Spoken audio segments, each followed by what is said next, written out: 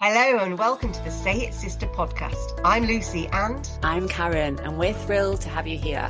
Our paths crossed years ago on a shared journey of self-discovery, and what we found was an unshakable bond and a mutual desire to help others heal and live their very best lives. For years we've had open, honest and courageous conversations, discussions that challenged us, lifted us and sometimes even brought us to tears.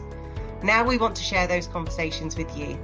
We believe that by letting you into our world, you might find the courage to use your voice and say what really needs to be said in your own life. Whether you're a woman seeking empowerment, a self-improvement enthusiast, or someone who craves thought-provoking dialogue, join us as we promise to bring you real, unfiltered conversations that encourage self-reflection and growth. So join us as we explore, question and grow together. It's time to say it, sister. Hello, hello, hello. It is the week of love. You won't have been able to escape it. It's everywhere because it's that Valentine's week. And yeah, we're focusing on it after this crazy love-hearted week that we've seen. Even going to the supermarket, you can't escape it. But there does seem to be this single message of love, which is that whole romantic, those butterflies in your stomach kind of love, the Cinderella story version of love. And as somebody who is single by choice, it's like what's been going on the last week isn't really there for me. And yeah, in a way, I'm just ready to make it pass. But the truth is, there are 7 different kinds of love, and the romantic love is just one kind. We obviously know Eros and the Cupids out there, but also we remember that there are love of friends, love of family, love of our universe of humanity. There's the love of nature. There's also that love that comes through your hobbies and your passions. And today we are going to be talking about Felicia, or self-love, which, to me, I truly believe is the foundation, because you can't really appreciate and fully be in the other forms of love unless you've got that love that's starting within yourself. So we are saying self-love first, sisters. And that's where we're heading today. We're going to explore what self-love is, the foundations of healthy relationships, how practicing self-love can make every day just that little bit brighter. So grab a cozy drink, get comfortable and practice a little self-love as you listen to our conversation. So hello, Karen. How are you with love right now? Oh, I think we need all forms of love to be really, truly present in ourselves. And for me, it's a daily return, moving from my head back down to my heart, because my head takes over and then I have to kind of come back into the heart and listen to what's going on. So I made that that's always been my practice really, and that's one that I return to often. When I think about God, my throat's getting a bit tight. When I think about Valentine's Day, I realize that this is like a time of commerciality, and it feels like commerciality on steroids. But I still like it because I'm very much a romantic, and I love the idea of love, whether that's newfound love, old love, whatever it is, whatever form it's in, I am on board with that. So it takes me back to a time when I remember when I was a little girl, and I felt like, wanting to meet someone, and even though I didn't really know what that meant, and watching things on TV and thinking, it was all about the generosity and the demonstrations of love. I can see you sneezing, bless you. And remembering my first Valentine's Day card that I got, through the post, and I wasn't actually at high school yet. And then my dad told me many years later that he'd sent me the card, and I was wondering who'd sent me the card, and it was all very exciting. And there's a comment from my dad, and now, now looking back, I'm like, how perfect was that? My dad sent me my first Valentine's Day card because somehow he sensed that it was important for me to receive something. And I think it's in the most purest form, it's that love that you have for your father when you're a little girl is so incredibly pure. In fact, we were talking about it earlier, weren't we, in terms of our relationships with our fathers and being small and what that meant to us. And now I'm 48, and my relationship with my father's taken a deeper a deeper turn and a deeper connection. And so it's all kind of coming together on this day where I'm starting to appreciate fatherly love and see my father for the amazing man that he's always been, as opposed to, my version of my dad. So that's a good one. And when it comes to being married, we have been together for quite a while now, so we always have steak and chips. We connect a little bit more than we would normally do. So it feels like for me, it's still an important day, but I'm happy that I've got lots of love in my life, and I feel very grateful for that. What about you? What's your take on Valentine's? Um, it was my mother who used to post cards through our door. And yeah, I'll be always grateful for her just showing that little bit of love. She was always quite playful, whether it was April Fool's Day or Valentine's or, the lead up to Christmas. There was always a little bit of fun and frivolity. So yeah, I love that aspect of her. But in terms of Valentine's Day, I think I'm pretty skeptical. Um, and I think probably it's because my parents split up when I was 3, maybe 4, and they both remarried when I was 5. And although I grew up in a world where my mum and stepdad, who were still together, had a very loving relationship, my stepdad certainly didn't buy into the whole Valentine's Day thing, not romantic at all, but showed his love every single day for all of us. So I think that whole romance thing always felt a little bit shallow to me. However, I do have to also say that I'm now learning that one of my ADHD traits that has always been there is that when I make a friend or when I meet somebody, I fall intensely in love with them very, very quickly. It's that passionate feeling of a meeting of minds and like they're going to be with me forever. And it's dangerous. It becomes intense. It becomes all consuming.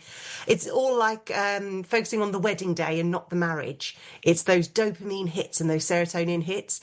And let's face it, those hits that we get in those early moments, they can be really addictive to people, which is why when the marriage does go a bit mundane, when you start going into that deeper long-term love, well, let's face it, a lot of people end up getting a wandering eye, and it's the ending of those relationships.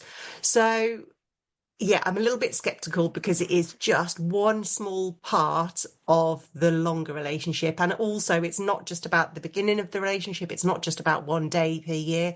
It's about being attentive and romantic to your partner every single day. And I think that's one of the messages that I want to give.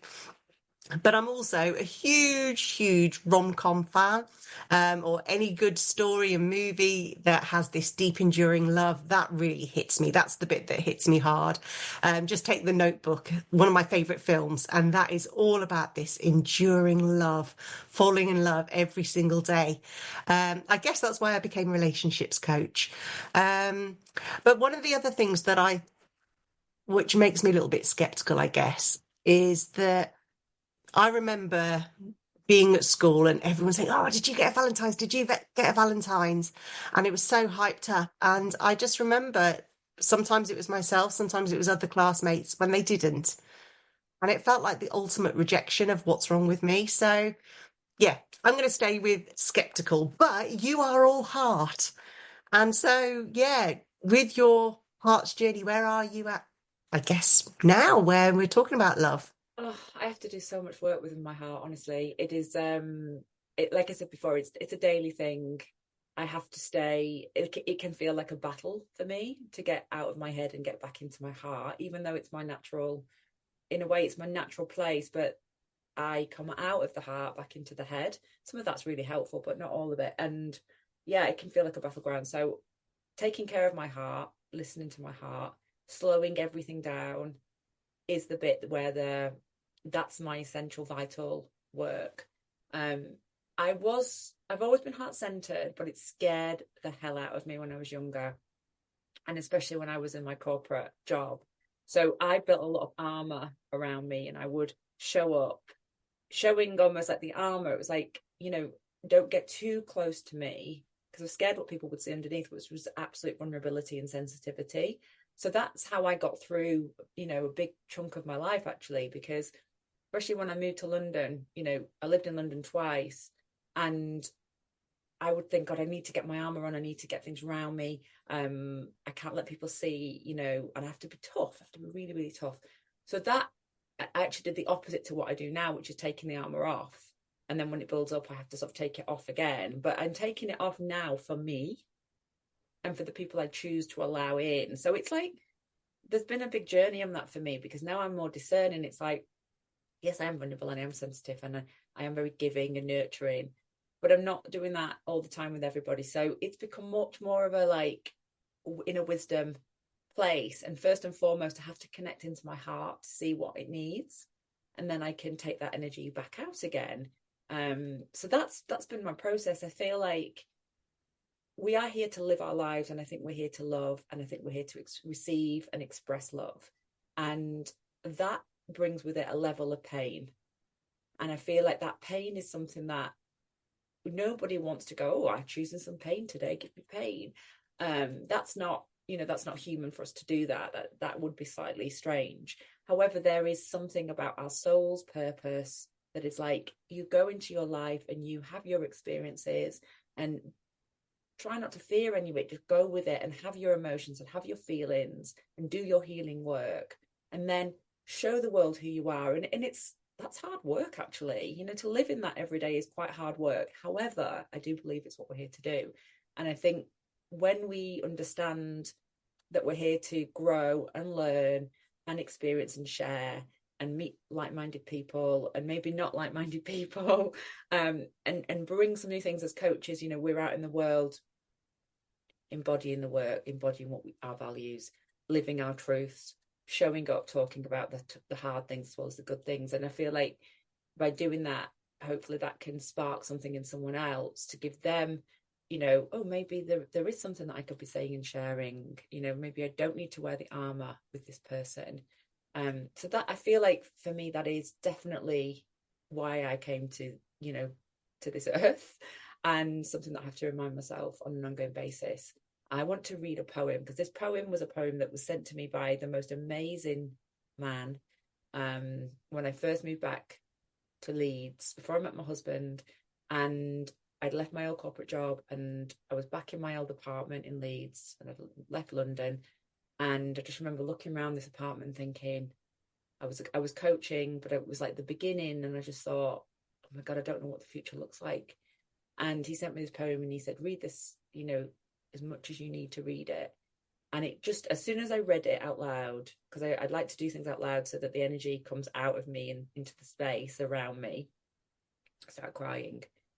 And when I read it, and I don't read it as often now, but it does come back to me on a regular basis, I can still get into that like emotion of it, because there's something it touches me in my heart in such a deep way. So I'm going to read it. It's a very old poem by Rainer Maria Rilke. I don't know if I said that right. And it's called Go to the Limits of Your Longing. And I'm going to change one of the words from God to love, because I feel like this is probably the more energy that we're talking about today. Love speaks to each of us as she makes us, then walks with us silently out of the night. These are the words we dimly hear. You, sent out beyond your recall, go to the limits of your longing. Embody me. Flare up like a flame and make big shadows I can move in. Let everything happen to you. Beauty and terror. Just keep going. No feeling is final. Don't let yourself lose me. Nearby is the country they call life. You will know it by its seriousness. Give me your hand. I've got tears in my eyes. I'm literally like overcome with that. It hits me so hard every time. And I think it's that, let everything happen to you. Beauty and terror. And I feel like life is full of that. It's full of beauty and it's full of terror. And we're constantly in between these energies. And sometimes we're more in one than the other. But both exist, and through connecting back into ourselves and coming back to our hearts, we know what to do in situations. And when we're both mothers, when we give birth, we're in beauty and we're in terror, and it is, and I feel like my most of my days are full of beauty and terror. And terror is a big word, but that feels true to me. What's coming up for you? I love, love, love how you connect your heart with poetry. You feel every part of it and really embody it all. Um, I find it challenging, I'm not going to lie. I am not a poetic kind of person. I'm listening to an amazing book called Wise Women at the moment, and it's all about old stories from were the ones that have been put into folklore, and they tell the stories. And I am so grateful to the author who then goes on to explain meaning within the story, because that's just not how my brain works. However, give me a good love song, a power ballad, and I'm right there feeling every single word and emotion. And I love a good quote. So sometimes you'll see on Facebook like just a single line comes out, and it hits me and it makes sense. So I'm I don't want to say I'm jealous, but there's a little bit of jealousy that I really wish I could connect to that. But we're all built differently, I guess. Um, so yeah, love it. And I think there's space for this podcast to be able to show all of it, because our listeners hopefully will have connected with that poem. And thank you for that. Let's So, go back to you then. What does self-love mean to you, and how has your definition of it evolved over time? oh, well, years ago, I'd hear this whole self-love stuff and I'd just think, what a load of rubbish. I'm not going to lie, it just felt like a bit of a marketing gimmick. Every single coach was coming out with it, and I was like, ugh, what's that all about? But now I totally understand it, and I think it was after my last relationship when I chose to be single. Um, and the last 7, 8 years that I've been on this path, I chose self-love, and I just don't know whether I gave it that name. But as I've started to understand what it means, I'm like, yeah, that's totally what I've been living. And my life has never been so beautiful, and my capacity to love has only amplified because of that journey. What I thought was love before was not love.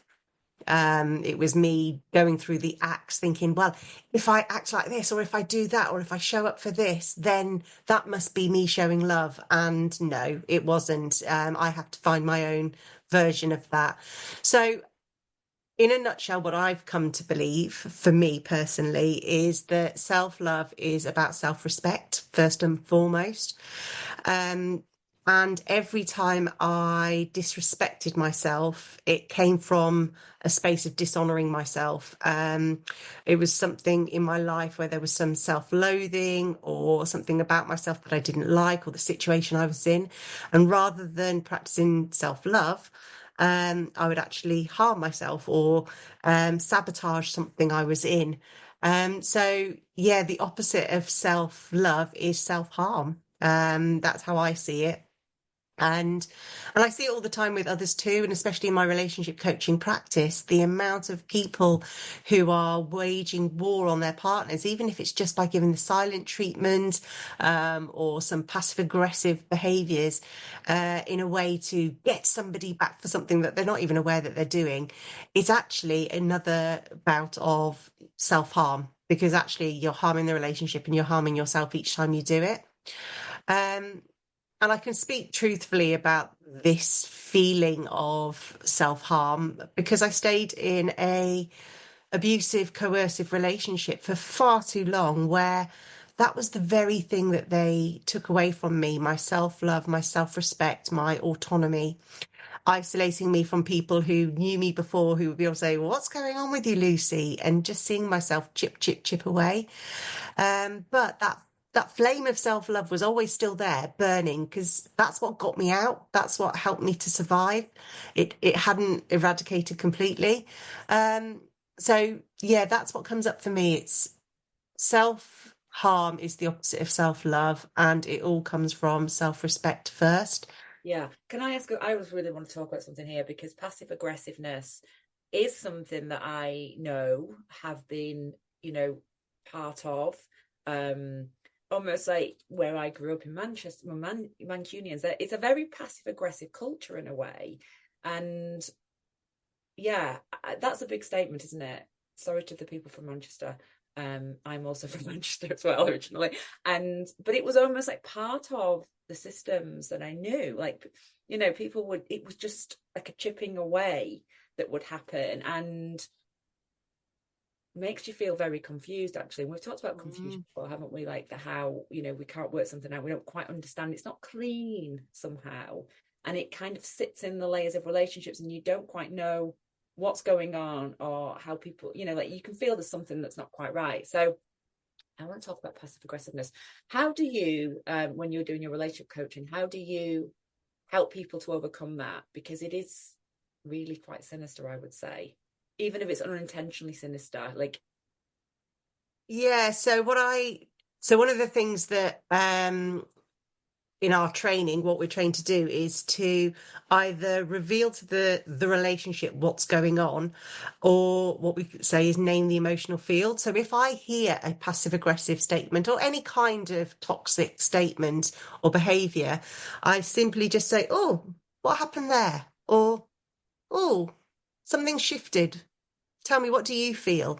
And when somebody goes to the essence of like, "Oh yeah, it feels really heavy now," or "Oh yeah, I feel like there's a spark," or "I'm feeling a bit of rage now," then we can start unpacking it from the impact of the statement or the behavior. Because I think, again, when you're conditioned, I grew up in sarcasm and belittling. That was the way that my family, or the area I grew up, came from. And so when you're so normalized to it, yeah, then you end up doing it yourself, just because that's where you think you're supposed to be. But also, it just comes into all relationships, and it is really harmful. So when you let's face it, every time somebody is passive aggressive or sarcastic or belittling, there is an emotional impact on you. There is a shift in the relationship, and my job as a coach is just to name the shift and get the clients to unpack what happened to create that shift. What was the thing? And once they can identify, oh, it was the way that you said that. Okay, so if that comes up again, or what do you want to do differently if you feel this way? And that's where the journey begins. But it is everywhere. And some people were grown up with the toxic traits of blaming or withdrawing, shutting down. Others, it's the belittling, the passive aggressive. And then when you get all these different people with different experiences landing together, all you get is just toxic stuff until somebody just says, "Hey, what's going on here?" I've Um, got to work very hard at because I definitely had that trait because it was around me, but I've worked really hard to not have that and to sort of be able to name it and go, oh, actually, how could I say that in a more honoring way? How could I be more, direct with what I actually want, the need that I'm feeling inside me, or the need that isn't being met. And Um, that comes back to the self-respect and the self-love.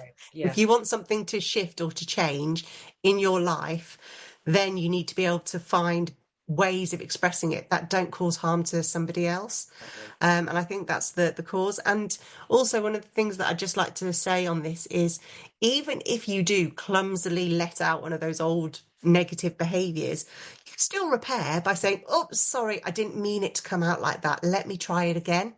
Yeah. And just go back and start again. And usually you can do it better, because we're never going to be like perfect all the time. But if you make a mistake, you can always do that bid for repair. Definitely. Yeah, Mm. great. So, Oof. what's coming up with you with the whole self love stuff? What does it mean to you? I think for me, as I said, like I find it and I am like, there I am in my heart, and saying kind things to myself and considering how what my needs are. So I do that, and I do that practice every morning, and I do it before I go to sleep at night as well. So there's like these two sort of beginning and end of the day check-ins. I use my journal, and then I lose it again.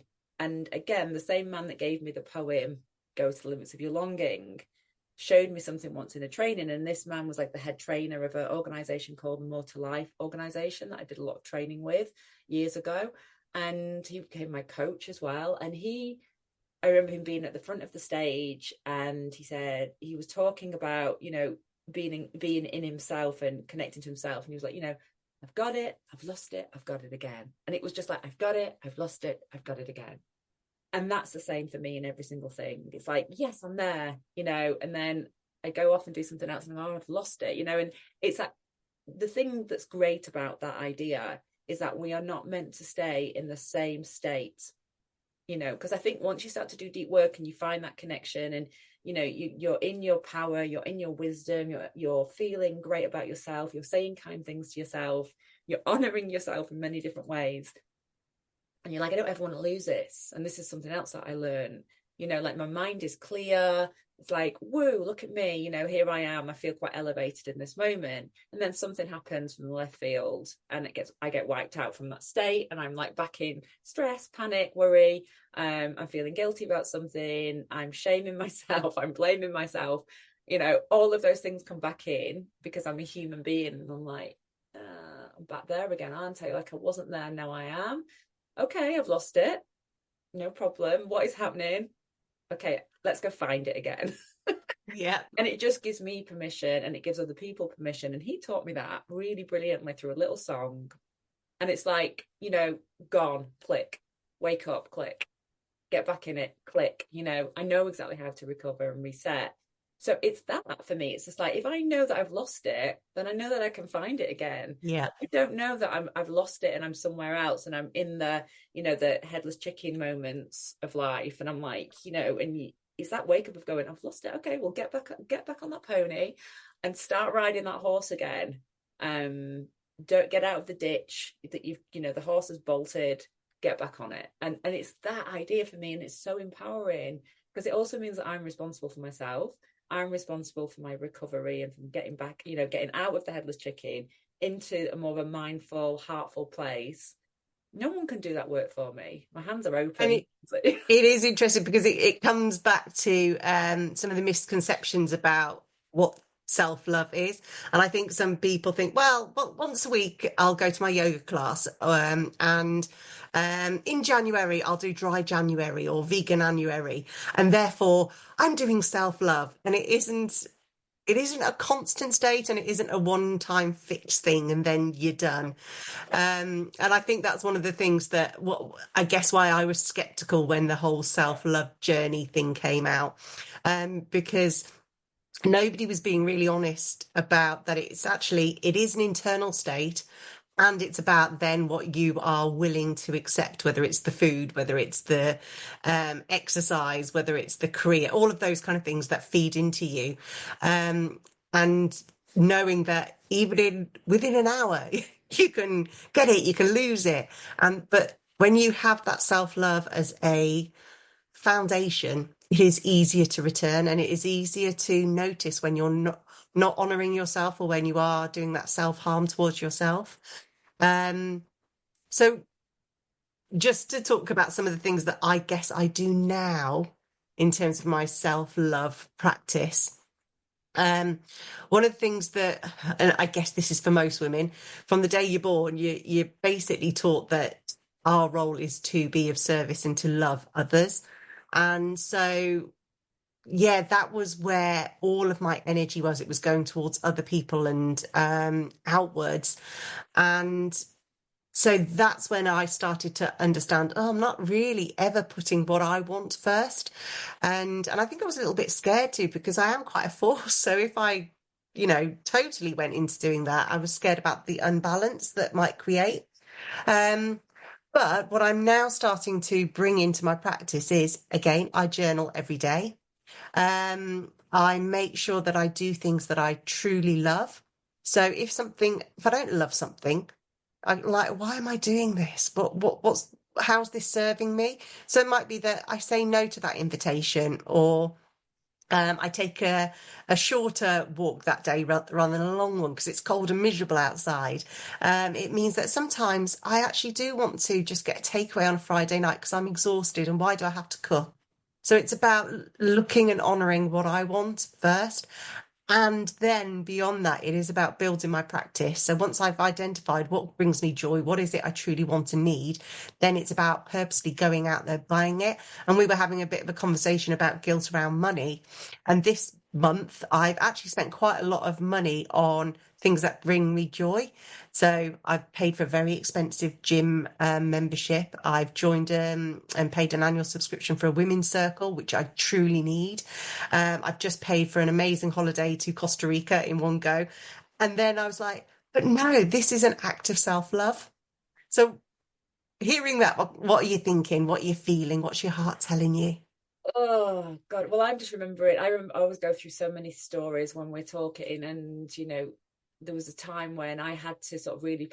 Well, I think we're always practicing self-love, aren't we, in different ways? But after my hit and run accident, which I've talked about before on this podcast, but I got hit by a car. For anyone who hasn't heard them, and I fractured tibia and fibula on the plat of my knee. It's a very, very dicey area to have fractures because it's the knee, which is very complicated. But at that point in my life, I had a fear of moving forward. And then, and that morning, I was in a really bad place. I was in an awful job with a toxic boss. I was doubting myself. And I just said, please make this stop. Like a little prayer that I said, and then I got hit by a car. I was so rock bottom. It took me 6 months. By the time my knee was healed and I was walking again, like it was like I needed a 6 month out. 6 months of just taking care of me, doing very basic things because I couldn't walk and I couldn't bend my knee. And it was like, I knew that was what was needed for me.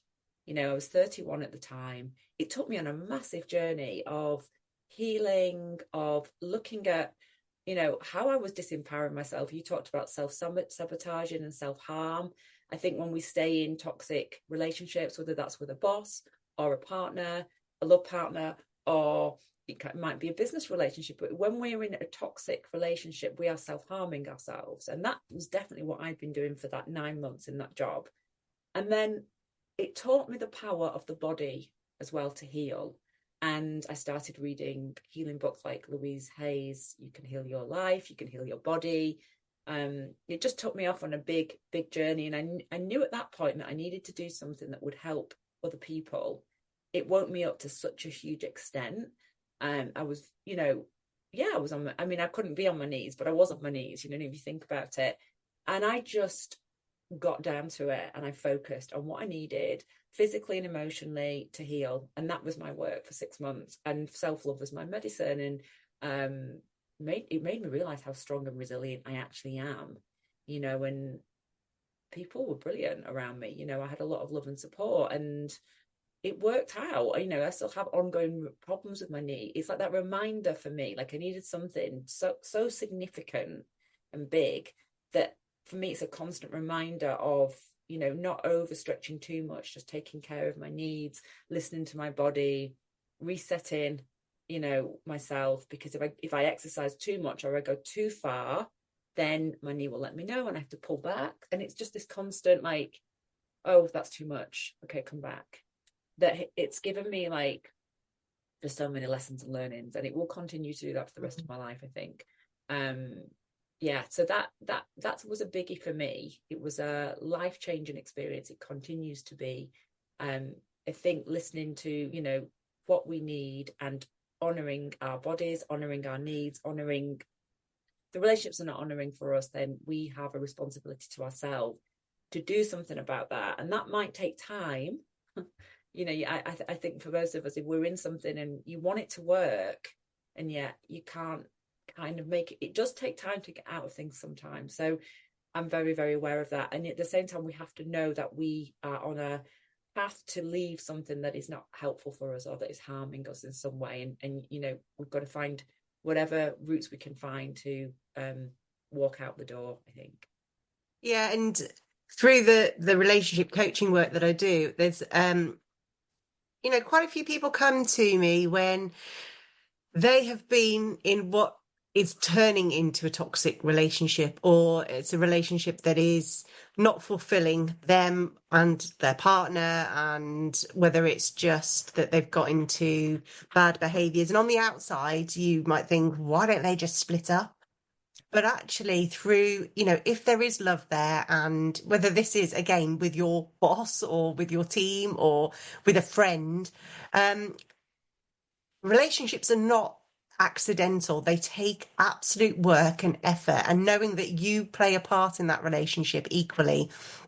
And through the relationship coaching, we can like take a step back and say, what am I doing in this relationship that's serving me and fulfilling my dreams? How is it helping the other person also to fulfill their best selves? And maybe do a bit of a reset and almost renegotiate or realign what is it we want. And sometimes out of that, it is a case of, no, this has no future. It was a season of my life. It's time to move on. But sometimes the power of learning how to love, be in relationship, support yourself, but support others can actually create the most amazing, long-standing relationships. The kind that we see our grandparents maybe had, because they, let's face it, our grandmothers couldn't own properties. They couldn't go anywhere. So they had no other to stay. So they stayed. They got through it.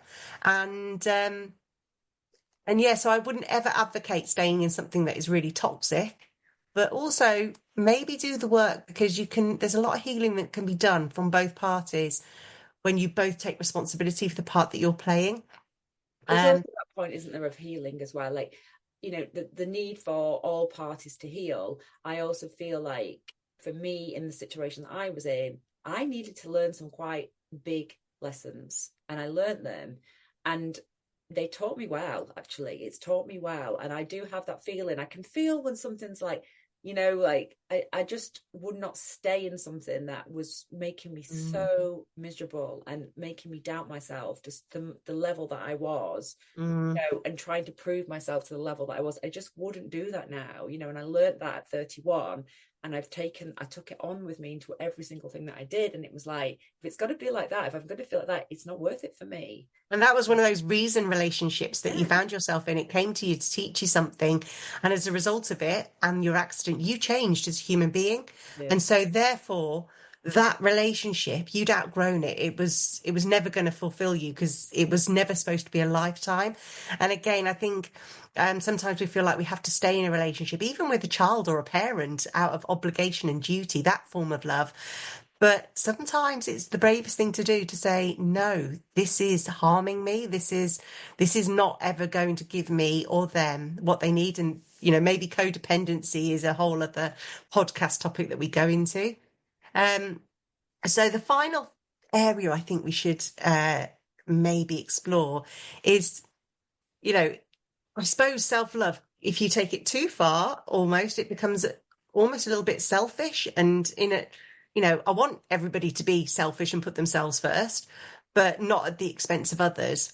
But equally, society is expecting us to be all and everything to everybody else with our careers, our family, everything else. So what's your thoughts around women balancing self-love and all of those external pressures, trying to have it all? Oh, oh God. I mean, I feel like this is a whole nother podcast in itself, isn't Maybe it will be, yeah. it? So I'm not going to try and answer it, because I'm like, we will be here for another hour if we start talking about that one. Um, the big thing that I see when I do the work with women is for them to take full permission, for them to break out of these molds. And, I do think we can have it all, maybe not exactly at the same time. So the way that I've lived my life is I did the big career. I couldn't put the family and the significant relationship into that. And I always knew it. So then I exited and built my coaching practice, and then love appeared quite quickly, and then took a bit longer to do the family side. I was really lucky that I was able to do it like that, because not everybody's that lucky. And I realized that.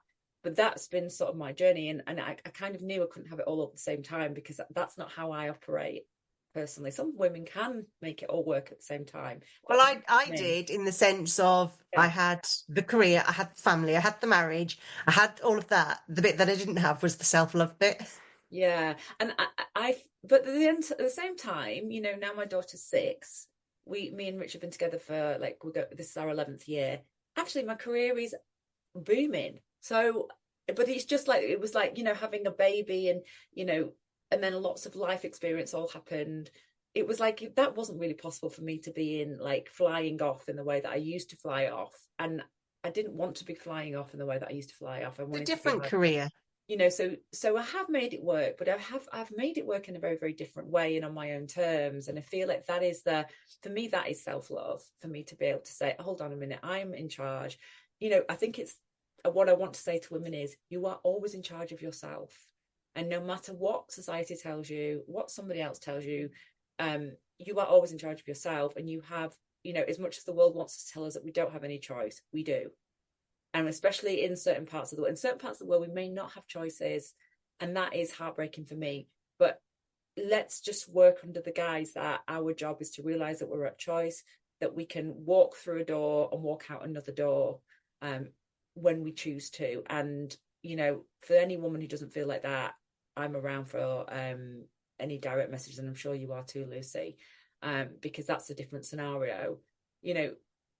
Yeah, it kind of comes back into that place of going, this is my vision, this is what I want, does it fit, and what do I need? And I think, like you said earlier, if we're not connected to self-love, things get a lot harder. And I think sometimes it feels like it's really hard choices to make, yet if we are moving towards loving ourselves and giving ourselves permission to live our the life that we really want, then that's a fantastic thing, and I'm all for that, even if it looks to other people, to the outside world, selfish. I'm like, we need to be more selfish sometimes.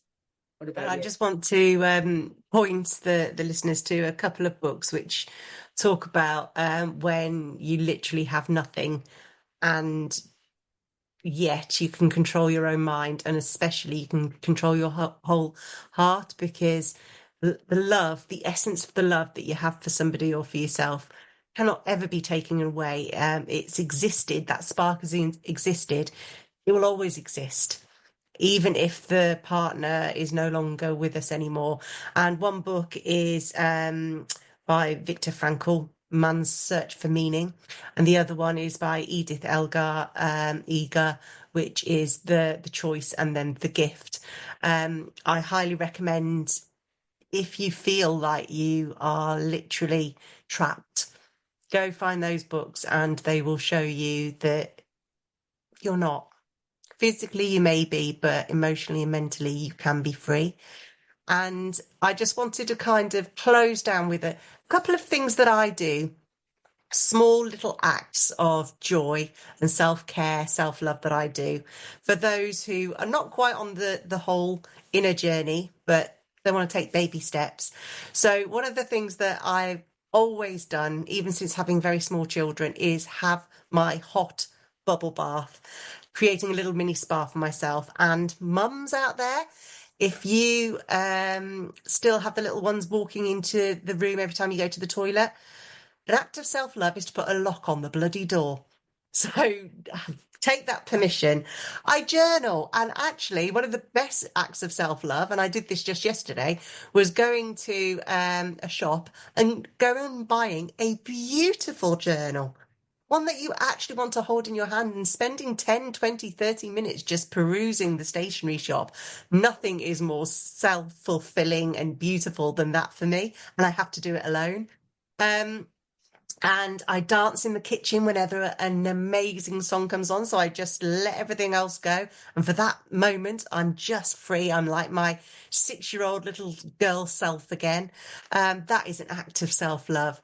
I love gardening. I buy myself flowers just because they make me feel happy. And every time I look at them or smell them, it gives me a little sense of joy because I did that for me. I decorate my space the way that I want it, with my trinkets and my ornaments or my candles, or buying a new cushion for the sofa. These little acts that give you joy, but they're lasting, because even if they're not physical, they'll last in your heart. I don't drink cheap wine anymore. I'm done with that. So if I'm going to have one glass, I want it to be really lovely. And I really do appreciate a good cup of coffee in silence. So they're just a couple of my little things. Go on, give us some of your quick, instant self-love I acts need to lie before we down close. after all of that. I'm absolutely exhausted. I just, yeah, one thing a day, small thing a day, coffee in the morning for me. My husband always brings me coffee up first thing. So I literally, he comes in, my hand reaches out, I grab the coffee, I sit up, drink the coffee, and then I can talk. I'm not literally like, yeah, I'm like Gollum when I wake up in the morning. So, and he brings me that, which I adore, because I don't have to go down, do the coffee thing. And, that's his form of love for me. It's not really self-love. But my God, do I appreciate it. And then, I think I just close my eyes. When I close my eyes, I find everything I need on the inside. And it's as simple as that. And it might just be a couple of heart breaths into my heart and opening up my chest. I'm back when I do that. So I'd like to keep it simple, but there's so many things, but those are and the journaling, but definitely just for any woman, close your eyes, listen to the sound of your own breath. Just let it ground you back down to the earth. Everything you need is inside. Just remember that, and just keep doing that over and over like a record, every single day before you go to sleep, when you wake up. Give yourself a break. That's it really from me. I'm going to close up today. I am literally, my heart is pounding. I feel like I'm not sure whether I want to laugh or cry right now. I'm going to, take a bit of time after this call to, recenter myself, let all of this move through, because I feel like the pot has been stirred. The pot was stirred before we even started doing the podcast for me this morning. So I definitely need some space just to recover. And there might be some tears in there that I'm going to release out. But there's also a lot of love in my heart and a lot of gratitude, for our conversations and for, this inner sort of temple that we go into every time we have conversations. And yet we're also together in the world. So super grateful for that. I wish everybody a beautiful Valentine's. Do whatever feels right for you and listen to your own needs. And thank you so much for joining us. So thanks for listening, and we can't wait to welcome you next time. Until then, use your voice, journal, speak or sing out loud. However you do it, we hope you join us in Saying It Sister.